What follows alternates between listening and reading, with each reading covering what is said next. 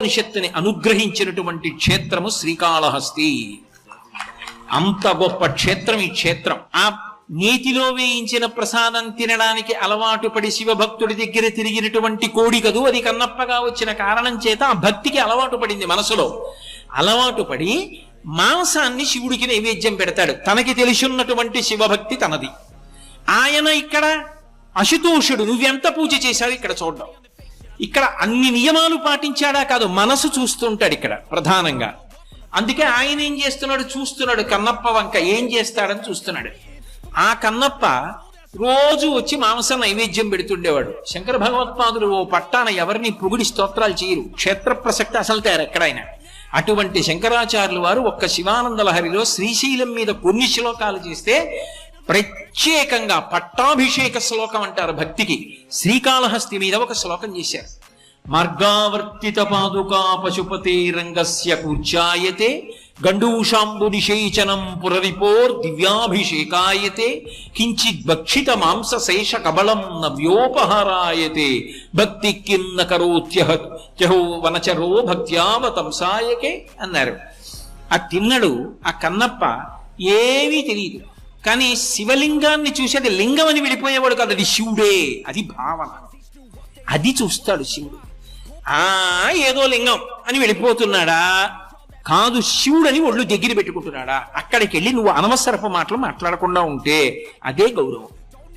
అది శివుడైనప్పుడు నీ పాండిత్యం అక్కడ ప్రదర్శించుకో. నువ్వు మౌనంగా ఉంటే చాలు, వచ్చిన వాడిని మౌనంగా ఉండనిస్తే చాలు, నువ్వు ఎక్కువ అక్కడ మాట్లాడకూడదు. అది మర్యాద. శివుడు అక్కడ కూర్చుంటే నువ్వెందుకు మాట్లాడడం? కాబట్టి శివుడే కూర్చున్నాడన్న భావనతో ఎవరు నిలబడ్డాడో వాడిని అనుగ్రహిస్తాడు అశుతోషుడు. ఆయన్ని చూశాడు కన్నప్ప. ఒకనాడు ఎందుకో తిరుగుతున్నాడు, ఆకలేసిందో మృగాన్ని వేటాడాడు, దాని శరీరాన్ని చీల్చాడు, కాల్చాడు. అక్కడక్కడ మాంసం ముక్కలు కొరికి చూశాడు. ఒక చోట మాంసం మంచి కమ్మగా రుచిగా అనిపించింది. అమ్మ, శివుడికి పెట్టాలరా, వెళ్ళి తిన్నాడో తినలేదో అలా కూర్చుంటాడు గుళ్ళో అని బయలుదేరాడు. ఓ ఆలోచన వచ్చింది. ఈ శివుడికి అలవాటు ఉంది, స్నానం చేస్తే కానీ తిండో వచ్చిన బాధ. స్నానం చేయించాలి ఆయనకి. ఎలా? ఆయనకి అభిషేక మంత్రాలు ఏం రావు. నమస్తేస్తు భగవన్ విశ్వేశ్వరాయ మహాదేవాయ త్రయంబకాయ త్రిపురాంతకాయ త్రికాగ్నికాలాయ కాలాగ్నిరుద్రాయ అవన్నీ ఆయన చెప్పలేడు. అందుకని ఆయన ఏం చేశాడంటే పట్టుకెళ్ళి నీళ్లు పోసేస్తాను. ఎలా? ఓ చేతిలో ధనస్సు ఉంది, ఓ చేతిలో ఎంగిలి మాంసం మొక్కుంది. ఎలా పట్టుకెళ్లాలని ఆలోచించాడు. సువర్ణముఖరి నది దగ్గరికి వచ్చాడు. నోటి నిండా నీటిని పట్టుకున్నాడు. గుటక పడిపోతుంది, కానీ గుటక పడకుండా నోట్లో పట్టుకున్నాడు. పట్టుకుని గబగబా గుడి దగ్గరికి వస్తున్నాడు. దానికి సువర్ణముఖరి అని పేరు ఎందుకు వచ్చింది? సువర్ణం అంటే బంగారం. బంగారానికి 2 లక్షణాలు ఉంటాయి భగవంతుడిలాగే. అందులో కలిపురుషుడు ఉంటాడు కాబట్టి ప్రమాదం తీసుకొస్తుంది. బంగారం ఎక్కువ ఉందనుకోండి, పీక కూడా తీసేస్తారు. అది కలిపురుషుడికి స్థానం. బంగారము పాపము చేయిస్తుంది, బంగారము గొప్ప అనుగ్రహాన్ని ఇస్తుంది. అందుకే సువర్ణలింగాయ నమః, బంగారు లింగాన్ని పూజించడం అంత గొప్ప. అలాగే సువర్ణాన్ని దానం చేస్తే అసలు ఇంకా దేవతలు మహాప్రీతి చెందుతారు. ధర్మశాస్త్రంలో ఒక మాట చెప్తారు, ఎవరికి దానం ఇవ్వడం వల్ల ఎక్కువ సంతృష్టి పొందుతారు అంటే గురువుకి దానం ఇవ్వడం వల్ల. అయితే ఇక్కడ చమత్కారం ఉంది. గురువు గారంటే నిజానికి అసలు బంగారమునందు వ్యామోహం ఉండదు ఆయనకి. ఆయన పుచ్చుకోడు. ఎందుకో తెలుసా? ఆయనకి కావలసింది బంగారం కాదు, పరమేశ్వరుడు కావాలి. అందుకే ఆయనకి పట్టుకొచ్చి మీరు ఇచ్చినా ఆయన నాకు అక్కర్లేదండి. అలాంటి వాడు పుచ్చుకున్నాడు అనుకోండి, నీ జన్మ ధన్యమై. అందుకని హిరణ్యదానం పుచ్చుకోవడానికి యోగ్యుడు ఎవరంటే గురువు. గురువు ఎప్పుడూ ఆ భ్రాంతిలో ఉండడు. అటువంటి బంగారం ఉద్ధరిస్తుంది.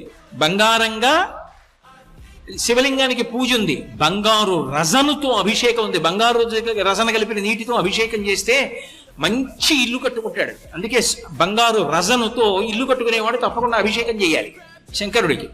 కాబట్టి బంగారము ఎంత గొప్పదో ఆ నీరంత గొప్పది. ముఖరి అంటే అగస్త్యుని యొక్క నోటి నుంచి వాక్కులు స్తోత్ర రూపంలో వచ్చాయి దాని గురించి. ఎందుకంటే గంగ అంది, అగస్త్యుడా నువ్వు ముందు నడు, నువ్వెటు నడిస్తే నేను అటు వస్తానని. భగీరథుడి వెంట గంగ వచ్చినట్టు అగస్త్యుడి వెంట సువర్ణముఖరి నది వచ్చింది. అంత గొప్ప క్షేత్రం శ్రీకాళహస్తి. కాబట్టి అటువంటి నదీ ప్రవాహం ఎంత గొప్పదో ఇక్కడ ఉన్నటువంటి శంకరుడు కూడా అంతే గొప్పవాడు కదూ. తిన్నడేం చేశాడంటే శివుడికి నీళ్లు పొయ్యాలి కాబట్టి ఆ సువర్ణముఖరి నదీ జలాల్ని నోటి నిండా పుక్కిటి నిండా పట్టుకున్నాడు. శివాలయంలోకి వచ్చాడు. శివాలయంలో ఒక ఆచారం ఉంటుంది. శివలింగానికి ఉన్నటువంటి నిర్మాల్యాన్ని తీయాలి. శివలింగానికి పూజ చేసేటప్పుడు తుమ్మి పూలు మొదలైనవి పూజ చేస్తాం కదా, పూజ చేసినప్పుడు ఎక్కడైనా తడికి అభిషేకం చేసినప్పుడు ఇరుక్కుంటాయి. ఆ పువ్వులు తీసేటప్పుడు కానీ నిర్మాల్యం తీసేటప్పుడు కానీ చేతిని ఉపయోగించి ఉత్తరాభిముఖంగా తీయరు. తీయకుండా ఏం చేస్తారంటే చాలా మెత్తటి, మీకు అర్థం అవ్వాలంటే బ్రష్ అనొచ్చు, కూర్చ అంటారు, అది పెట్టి తుడిసి తీస్తారు. ఇప్పటికీ మీరు ఎవరైనా పెద్దలు చేసే పూజలు చూడండి, దాంతో తీస్తారు నిర్మాల్యం ఉత్తరాభిముఖంగా. కాబట్టి ఎలా ఆయనకి నిర్మాల్యం తీయాలిగా, కూర్చ ఏదైనా ఆలోచించాడు. చూశాడు, ఇంతకుముందు అర్చకులు కూర్చతో నిర్మాల్యం తీయడం చూశాడు. నా దగ్గర కూర్చేది, ముందు కాసేపు తినాలి, ఆకలేస్తోంది, ఇవన్నీ పట్టించుకుంటే ఎలా, పాపం ఎప్పుడు తిన్నాడో ఏమో. అది ఆయన భక్తి. ఆయన చూసింది ఏమిటో తెలుసా, అది రాయి లింగం అనలేదు, శివుడు అన్నాడు. అది లేదు మిగిలిన వాళ్ళకి, ఆయనకుంది కన్నప్పకి. వచ్చిన వాడు ఏం చేశాడు, చెప్పులతో లోపలికి వెళ్ళిపోయాడు. ఎందుకని, ఇదే కూర్చ అన్నాడు.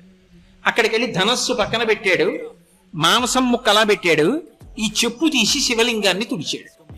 మార్గావర్తిత పాదుకా పశుపతే రంగస్య కూర్చాయతే. శివుడు అన్నాడు, అబ్బా ఇటువంటి కూర్చే ఎవరు వాడలేదురా ఇంతకు ముందు. అంటే దాని అర్థం మనం కూడా అలా చేయొచ్చనా? మనకెంత తెలుసో తెలియనివాడా?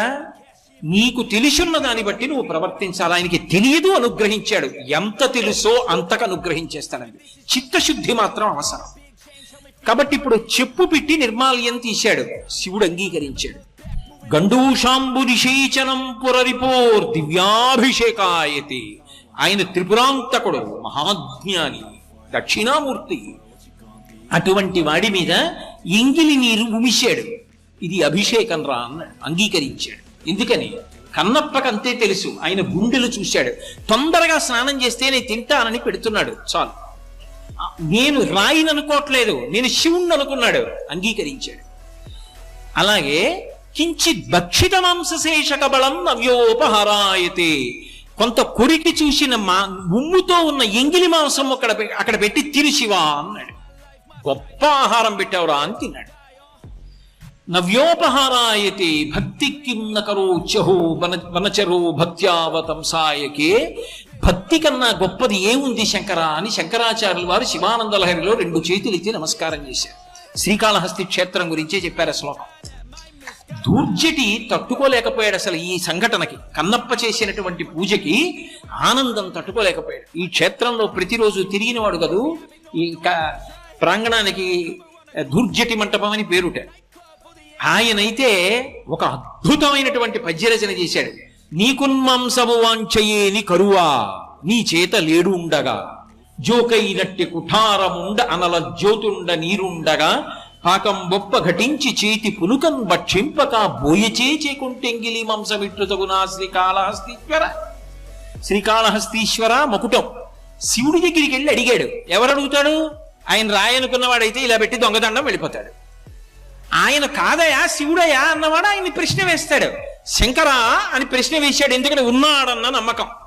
అందుకు చేశాడు శరణాగతి. శివుడి దగ్గరికి వచ్చి రోషీరోజదు కామినీ జనుల తారుండోరు సౌఖ్యంబులన్ బాసీ బాజత పుత్రమిత్రధన సంపద్భ్రాంతి వంచాలతల్ కోశీకోయదు నామనంబకట నీకున్ ప్రీతిగా సత్క్రియలు చేసి చేయదు దీని తుళ్ళనచవే శ్రీకాళహస్తీశ్వర అన్నాడు. అంత గొప్ప శరణాగతి ఎవడు చేశాడు?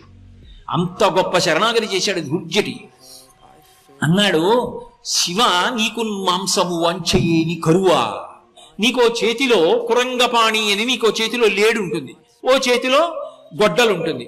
ఎక్కడ కూర్చున్నవాడు అక్కడే కూర్చుని ఈ గొడ్డల్ని, ఈ కుడి చేతిలో గొడ్డలు పెట్టి ఈ లేడుని ఒక దెబ్బ కొట్టి దాని మాంసం పీక్కుని, చేతిలో బ్రహ్మకపాలం ఉంది, ఇక్కడే గంగ ఉంది, ఈ గంగ తీసి ఈ పుర్రెలో పోసుకుని ఈ మాంసం కిందిలో పడేసి, ఇక్కడే అగ్నిహోత్రం ఉంది 3వ కన్ను, ఇక్కడే పుర్రె పెట్టి ఉడికించుకుని ఇలా నోట్లో పడేసుకుంటే సరిపోయే తెరేసినప్పుడు. అది మానేసి ఎక్కడో కన్నప్ప పెట్టిన ఎంగిలి మాంసం తినేసావా? ఏమిటయా శివ అంటే దాని అర్థం నింద కాదు, ఇంత అశుతోషుడివా, ఏమీ తెలియని వాడైనా నువ్వు లింగము రాయి కాదు శివుడే అని నమ్మి నిలబడితే అనుగ్రహిస్తావా? శివ ఎంత గొప్పవాడివయ్యా అని స్తోత్రం చేశాడు దుర్జటి. అంతటి మహానుభావుడు. కానీ కన్నప్ప రోజు ఇలా పెడుతుంటే ఇక్కడికి ఒకప్పుడు బ్రహ్మవాదులు వచ్చేవారు, ఋషులందరూ వస్తుండేవారు ఇక్కడికి ఆయన్ని పూజ చేయడానికి. ఎందుకంటే శ్రీకాళహస్తి విషయంలో ఒక అద్భుతమైన మాట చెప్తారు, వైదిక క్షేత్రం అని చెప్తారు. ఎందుకంటే కొన్ని చోట్ల వేదంతో సంబంధం లేకుండా పెద్దగా వేద విషయం కాకుండా ఆరాధన జరిగే శైవక్షేత్రాలు ఉన్నాయి. కానీ ఇది వైదిక క్షేత్రం, వేదము యొక్క పట్టు ఈ క్షేత్రంలో చాలా ఎక్కువ. అటువంటి క్షేత్రం. ఎందుకని సాక్షాత్ దక్షిణామూర్తిగా వెలిసి ఇక్కడ బ్రహ్మజ్ఞానాన్ని ఇచ్చాడు, అగస్త్యులకి సుఖమహర్షికి ఇచ్చాడు ఇక్కడ. కాబట్టి అటువంటి వాడివి శివ, అశుతోషుడివి, చాలా తేలిగ్గా అనుగ్రహిస్తావు. కానీ మిగిలిన వాళ్ళు భ్రాంతికి లోనయ్యారు. ఎక్కడ దొరికాడు రా ఈ కన్నప్ప? రోజు పట్టుకొస్తాడు, మాంసం పెడుతుంటాడు, అవి చెప్పులతో వస్తూ ఉంటాడు, ఏమిటో శివ శివ అంటుంటాడు.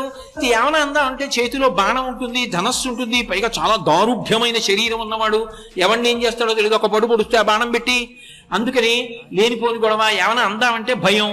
ఆ పెద్ద పెద్ద కళ్ళు వేసుకున్న శివలింగం దగ్గరికి పోతూ ఉంటాడని చెప్పి ఆయన మీద మనసులో కోపం పెట్టుకున్నారు. చూశాడు శివుడు, ఉరే నేను మనసు చూస్తాన్రా, నరత్వం దేవత్వం నగవన మృగత్వం వశకత పశుత్వం కీటత్వం భవద విహేహత్వాది జననం సదా త్వత్పాదాబ్జ స్మరణ పరమానందలహరి విహారాసక్తం చేద్రు దయమిహకింతేన వపుష. ఎవడికి కావాలి శరీరంతో? నీ మనసు చెప్పు, దాన్ని బట్టి శివుడు అనుగ్రహిస్తాడంటారు శంకరాచార్యుల వారు. అలా ఒక రోజున ఏం చేశాడంటే కన్నప్ప లోపలికి వచ్చాడు, ఋషులందరూ కూడా లోపలికి వచ్చారు. అబ్బా వచ్చాడు రా వీడు పూజ మొదలెడతాడనుకుంటున్నారు.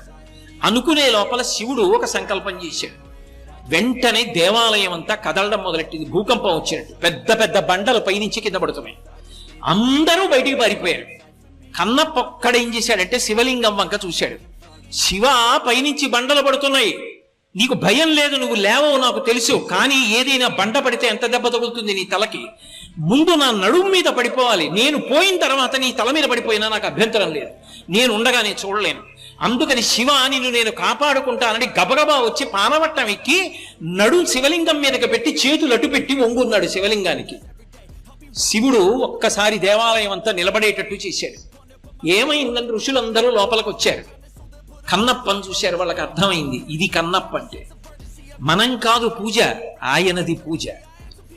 ఎవడికి మనసున్నదో, ఎవడు లింగమును శివుడు అన్నాడో వాడిని అనుగ్రహించాడు. మనందరం బయటికి పరిగెత్తాం, వాడు గుళ్ళోకి పరిగెత్తి శివలింగం మీద నడుము పెట్టాడు. వాడు భక్తుడు, మహానుభావుడు. ఇదే క్షేత్రంలో తీర్థస్నానం చేసి రమ్మని సాయుజ్య మోక్షాన్ని ఇచ్చాడు. శ్రీకాళహస్తి గొప్పతనం ఏమిటంటే తాను కింద ఉండి తన భక్తుడిని కొండ మీద నించోబెట్టాడు. నువ్వు కొండ మీద కూర్చో, నీ కింద కూర్చుంటానన్నాడు. అంతరాలయంలోకి బ్రహ్మోత్సవం అని మనం వెళ్ళమేమో, కన్నప్ప మాత్రం లోపలే ఉంటాడు ఆలయంలో. ఎప్పుడు ఆలయం లోపలికి వెళ్ళగానే గోడ మీద కన్నప్ప ఉన్నాడు. అంత గొప్పగా భక్తుల్ని అనుగ్రహించగలిగిన క్షేత్రం ఇది అంటే శ్రీకాళహస్తి. ఇటువంటి క్షేత్రం మీకు ఇక ఈ భూమండలం మొత్తం మీద ఎక్కడా కనపడదు. అటువంటి క్షేత్రవాసం చెయ్యడం, అటువంటి క్షేత్ర శిఖరాన్ని రోజు చూడడం జన్మ జన్మాంతర సుకృతం. ఈ క్షేత్రం ఆయన అశుతోషుడు అని నిరూపిస్తుంది. పూర్వజన్మ వాసనలు మనిషిని ఎలా నడిపిస్తాయో నిరూపిస్తుంది. అందుకే కన్నప్పని అనుగ్రహించినప్పుడు 33 కోట్ల మంది దేవతలు, సృష్టికర్త స్థితికర్త కాళహస్తి క్షేత్రానికి వచ్చి నిలబడి నమస్కరించారు. అసలు మీకు ఎక్కడా లేని రీతిలో ఈ క్షేత్రానికి శంకరుడు ఒక వైభవాన్ని ఇచ్చాడు. ఇక్కడ 3 కలిపి ఒకటే పేరు పెడుతున్నానన్నాడు. శివలింగమునకు శ్రీకాళహస్తి. అందుకే ఆ శివలింగమునందే ఏనుగు యొక్క దంతములు, సాలెపురుగు, పాము కనపడతాయి. లింగము శ్రీకాళహస్తి లింగం అంటాం, వాయులింగమైన శ్రీకాళహస్తి లింగం అంటాం. క్షేత్రము శ్రీకాళహస్తి క్షేత్రము అంటాం. కొండ కాళహస్తి కొండ అంటాం. 3 శ్రీకాళహస్తే. అత్యంత క్లిష్టమైన పునర్జన్మ సంబంధమైనటువంటి విషయములను కోట్ల జన్మలెత్తి తరించవలసిన వాణ్ణి అశుతోషుడై శివుడు ఇక్కడ ఎలా అనుగ్రహిస్తాడో ఈ క్షేత్రం నిరూపణం చేస్తుంటుంది. ఇక్కడ ఒకానొకప్పుడు ఒక సాలెపురుగు ఉండేది. ఆ సాలెపురుగు ఇక్కడికి రావడానికి కూడా పూర్వజన్మ వాసన బలం కారణం. ఒక బ్రాహ్మణ కుటుంబంలో ఆయనకి సత్యహితుడు అని ఒక బ్రాహ్మణుడు, ఆయన తామ్రపర్ణి నదీ తీరంలో ఉండి అనుష్ఠానం చేస్తుండేవాడు, సత్యసఖుడు. అటువంటి బ్రాహ్మణుడికి ఒక కొడుకు పుట్టాడు. ఆయన ఎంతో కష్టపడి ఆ కొడుకుని పెంచి పెద్ద చేసి వేదం మొదలైనవి నేర్పాడు. బుద్ధి కర్మానుసారిణి. ఆయనకి అవైదికమైన జీవనం మీద అనురక్తి కలిగింది ఒకప్పుడు. త్వజ యజ్ఞోపవీతంతే ముండయిత్వా శిరస్తథ. ఆయన శిఖ తీసేశాడు. శిఖ తీసేసి శిరస్సంతా ముండనం చేయించేసుకుని యజ్ఞోపవీతం చేసి గాలికి విసిరేశాడు. విసిరేసి ఇప్పుడు తను బ్రాహ్మణుడని ఎవరు గుర్తుపట్టారు. యథేచ్ఛగా జీవించచ్చు, భోగం అనుభవించచ్చు అని వెళ్ళిపోయి కొంకణ దేశాన్ని చేరుకున్నాడు. అక్కడ యథేచ్ఛగా భోగం అనుభవిస్తూ జీవితం గడుపుతున్నాడు. ఎందుకో ఆయన మనసు చంచలమైంది కదూ. అనురక్తి బట్టలు నేసేటటువంటి సాలెవారి యొక్క జీవితం మీద నిలబడింది. అక్కడికి వెళ్ళి చాలా అనురక్తితో పనిచేయడం మొదలుపెట్టాడు.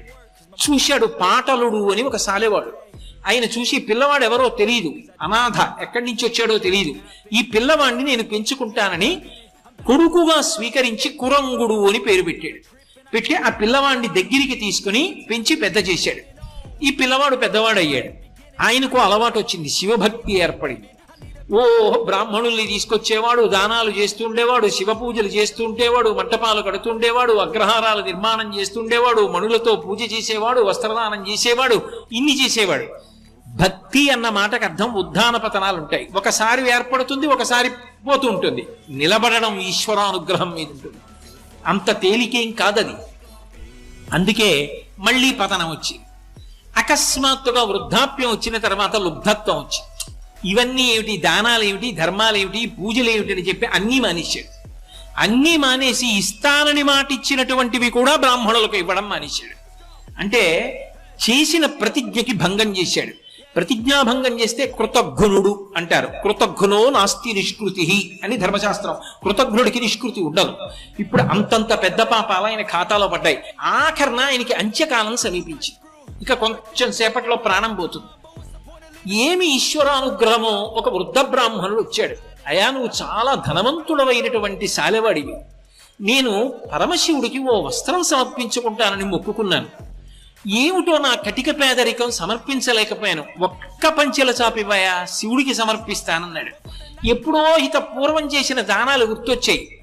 శరీరం నీరసపడిపోయిందని ఓ పంచెల చాపిచ్చి బ్రాహ్మణుడికి శివుడికి అన్నాడు. ఆఖరి స్మరణ సాలెవాడిగా ఆ బట్టలు నెయ్యడం, శివభక్తి, శివుడికి తాను చేసిన సేవలు దాని మీద నిలబడింది.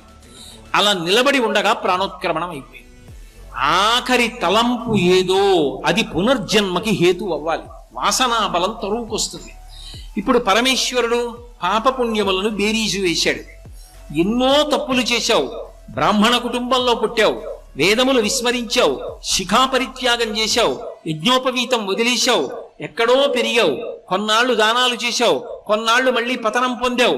చిట్ట చివర మాత్రం బట్ట ఇస్తూ నా కోసమని ఆ బట్ట అల్లడం గురించి ఆలోచిస్తూ వెళ్ళిపోయావు. పాపం పుణ్యం కూడా అనుభవించడానికి ఆ భక్తితో నన్ను సేవిస్తావు. చేసిన పాపానికి విషం కలిగినటువంటి సాలెపురుగుగా పుడతావన్నాడు.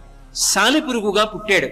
అతి తేలికగా తరించిపోవాలి అంటే శ్రీకాళహస్తి ప్రవేశమే మార్గం.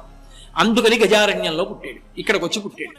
పుట్టినవాడు వెతుక్కుంటూ శివుణ్ణి అంతరాలయంలోకి వెళ్ళాడు. ఇప్పుడు ప్రతిరోజు ఏం చేసేవాడంటే, ఆ రోజుల్లో ఇంత ఎద్దడి లేదు, పెద్ద భక్తులు లేరులే, ఎవరు వచ్చేవాళ్ళు లేరనేటప్పటికీ మనసులో పూజ చేసేవాడు. అందుకే దూర్జటి ఒక గంభీరమైన మాట అంటాడు. ఏ వేదంబు పఠించే లూత భుజగం వేశాస్త్రములు సూచే తానే విద్యాభ్యాసమునర్చె కరి చించే మంత్రమూహించే బోధావిర్భావ నిదానముల్ చదువులయ్యా కాదు మీ పాద సంసేవాసక్తియ కాక చింతుత చికిన్ శ్రీకాళహస్తీశ్వర. ఆ పూర్వజన్మ వాసన బలం ఉంది. సాలెపురుగుగా ఊహించాడు మనసులో. నేను ఈ శివుడికి మణిమంటపాలు కడితే చాలాసేపు మానస పూజ చేసేవాడు. ఆ గోడ మీద కూర్చుని గొప్ప గుడి కట్టినట్టు, శ్రీకాళహస్తిలో మణిమంటపాలు కట్టినట్టు, అనేక మణులు తెచ్చి పూజ చేసినట్టు, అనేకమైన పట్టు వస్త్రాలు తెచ్చి సమర్పించినట్టు, మారేడు దళాలతో అర్చించినట్టు మానస పూజ చేసేవాడు. చిట్ట చివర సాలెవాడిగా సంస్కారం ఉండిపోయింది కదూ. స్వామికి నేను అద్భుతమైనటువంటి జిగిజిగేలుమనే బట్ట అల్లుతానన్నాడు. తన నోట్లోంచి ఊర్ణనాభి అంటారు, ఊరుతుంది. ఆ ఊరిన జిగురుతో గూడు కట్టేవాడు. ఇలా గూడు కట్టేవాడు, ఆ గూడు వంక చూసుకునేవాడు, మురిసిపోయేవాడు. ఆ గూడు పైనుంచి చూసేవాడు. సాలెగూట్లో ఎవరు కూర్చుంటారో ఆయనే కూర్చోవాలి. దాని మీద పరిగెత్తడం కూడా సాలెపురిగా పరిగెడుతుంది. అన్ని వైపుల నుంచి చూసుకుని ఎంత బాగా కట్టానో నా స్వామికని పొంగిపోయేవాడు. తనకి ఉన్న గొప్ప ప్రావీణ్యత ఏది ఉందో అది భగవత్పరం చేశాడు. శంకరుడు చూశాడు, ఇందులో వైక్లభ్యం వస్తే ఏం చేస్తాడు చూసి, ఇక్కడ వాయులింగం దీపంగా కదు ఉంటుంది, కదులుతూ ఉంటుంది. అది ఒకసారి భగ్గున పైకి లేచింది మంట. లేచి అప్పుడే కట్టి చూస్తున్నాడు, ఆ సాలెగూటిని అంటుకుని భగభగ భగభగ మండిపోతున్నాడు. అది తట్టుకోలేకపోయింది ఆ సాలె. శివ, నేను తట్టుకోలేదు. నేను కట్టిన గూడు నేను చూడకముందే నీకు చేసిన సేవ దగ్ధమైంది, నేను తట్టుకోలేదని మంటలో పడి చచ్చిపోయాడు. చనిపోగానే శంకరుడు ప్రత్యక్షమై సాలెపురుగుకి ఇక్కడ స్తోత్రం చేసే అధికారం ఇచ్చాడు. ఇప్పటికీ పెద్దలు ఒక మాట చెప్తారు, ఆ స్తోత్రాన్ని చదివితే శివానుగ్రహం కలుగుతుంది శ్రీకాళహస్తిలో. అటువంటి అది వచనంలో కూడా చదవచ్చు. ఆ స్తోత్రం చేశాడు. ఆ స్తోత్రం చేసిన తరువాత సమస్త దేవతల యొక్క సమక్షంలో ఆయనకి సామీప్య మోక్షాన్ని అనుగ్రహించి ఇక పైన నీ పేరు శ్రీకారముతో, శ్రీలో చకార రకార ఈకారములు ఉంటాయి. కాళహస్తీశ్వరుడు దేని చేత ప్రసన్నుడై అనుగ్రహిస్తాడు అంటే, ప్రతి వారికి ఏదో ఒక విభూతినిస్తాడు. ఒకడు పాట పాడతాడు, ఒకడు అధికారంలో ఉంటాడు, ఒకడు బాగా మాట్లాడతాడు, ఒకడికి కవిత్వం వచ్చు, ఒకడికి బొమ్మ గీయడం వచ్చు, ఒకడికి పల్లకీ పట్టుకోవడం వచ్చు, ఏమీ రాని వాడికి కనీసం గుడి తుడవడం వచ్చు. నీకు ఏది భగవంతుడిచ్చాడో దాన్ని నిస్వార్థంగా భగవత్పరం చెయ్యగలవా, ప్రతిఫలం ఆశించకుండా? అలా చెయ్యగలిగిన వాడైతే సాలెపురుగును అనుగ్రహించినట్టు అనుగ్రహిస్తాడు. అది శ్రీ. సాలెపురుగు గూడు వల్ల కలిగిన శక్తి శివుడికి సమర్పించింది. నువ్వు కూడా చేయగలవా? కనీసం కొంతలో కొంత సమాజ హితము కొరకు ప్రవర్తించగలవా నీకు ఇచ్చిన విభూతితో? అది శివానుగ్రహానికి కారణం. అందుకే సాలెపురుగు అంతరంగాన్ని చూసి తనకున్న విభూతిని శివునికి సమర్పించింది. కాబట్టి విశ్వమునందు విశ్వనాథుణ్ణి చూసి నువ్వు అలా లోకములకు సమర్పించగలిగితే నిన్ననుగ్రహించడానికి కూడా పరమేశ్వరుడు ఎల్లకాలముల యందు సిద్ధంగా ఉంటాడు. అటువంటి క్షేత్రంలో సాలెపురుగును అనుగ్రహించడం కాదు, అది పక్కనే సాయుధ్య మోక్షం. కాబట్టి ఇక పైన నా లింగంలోనే నువ్వు కనపడుతుంటావు. అందుకే ఇప్పటికీ లింగంలో సాలెపురుగు కనపడుతుంది, ఎక్కడ ఇవ్వాల. అందుకే ఆయన అనుగ్రహించినప్పుడల్లా ఇక్కడికి దేవతలందరూ వస్తారు. 33 కోట్ల మంది దేవతలు బ్రహ్మ విష్ణువాదులతో వచ్చి నిలబడతారట. అంతటి క్షేత్రం ఇక ఈ భూమండలమునందు లేదు. అందుకే దీనికి కాశీతో పోలిక లేదు. దక్షిణ కైలాసం ఇది శివుని యొక్క ఆవాస భూమి. అంత గొప్ప క్షేత్రం. నా జీవితంలో నేను ఎప్పుడు అనుకుంటుంటా, కనీసం ఒక్క వారం రోజులు ఈ శ్రీకాళహస్తి వెళ్ళి ఉండి ఎన్నో చూడాలని కోరిక ఇక్కడ నాకు. అవన్నీ నేను చూడాలి, గిరి ప్రదక్షిణం చెయ్యాలి అని కోరుకుంటుంటాను. ఈశ్వరుడు ఎప్పుడోప్పటికి అనుగ్రహిస్తాడు. తప్పకుండా వచ్చి నేను వారం రోజులు ఉండి కాళహస్తిలో అవన్నీ సేవించుకుంటాను. అంత గొప్ప క్షేత్రం. అటువంటి క్షేత్రంలో ఎవరికి ఏది ఎలా కావాలో అలా అనుగ్రహించాడు. విశేషం ఏమిటో తెలుసా? ఒకప్పుడు బ్రహ్మవాదులైనటువంటి వాళ్ళల్లో అగ్రగణ్యుడు ఎవరు అంటే శుకబ్రహ్మ.